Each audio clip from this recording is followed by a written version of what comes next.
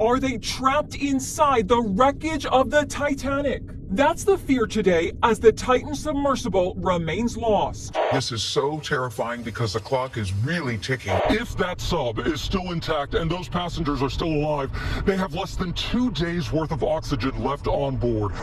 The U.S. and Canadian Coast Guards are scanning the ocean using C-130 reconnaissance planes, dropping sonar buoys to listen for any sign of life. They're listening for tapping or voices, because at this point that may be the only clues that they have, if they can hear that at all. The 5 men on board have been identified as British billionaire Hamish Harding, Shahzada Dawood, said to be one of Pakistan's richest men, and his 19-year-old son, Suleiman. Titanic expert Paul Henry Nargeolet, and the man who built the sub, Stockton Rush, the CEO of OceanGate.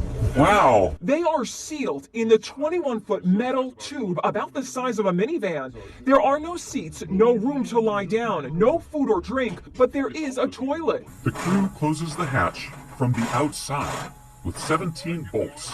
There's no other way out.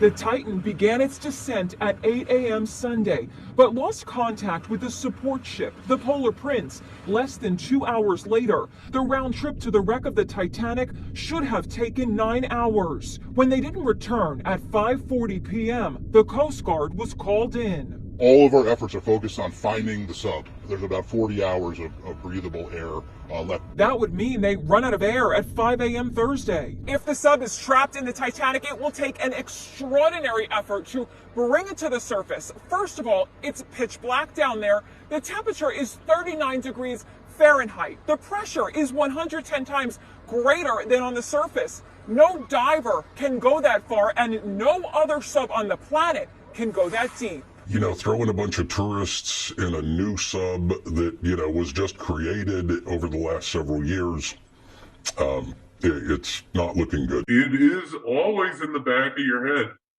I could die here. Mike Reese, a well-known TV writer and producer for The Simpsons, paid $250,000 to make the journey last summer. That's his wife posing for photos in the sub before the descent. It's small but comfortable.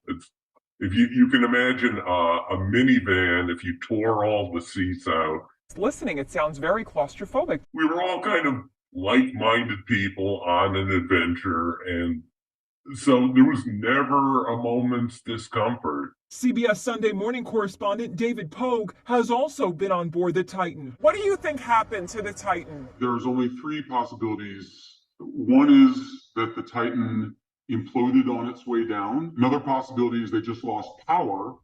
They made it to the bottom and they're somehow stuck there. The third possibility is that they successfully made it to the surface, but without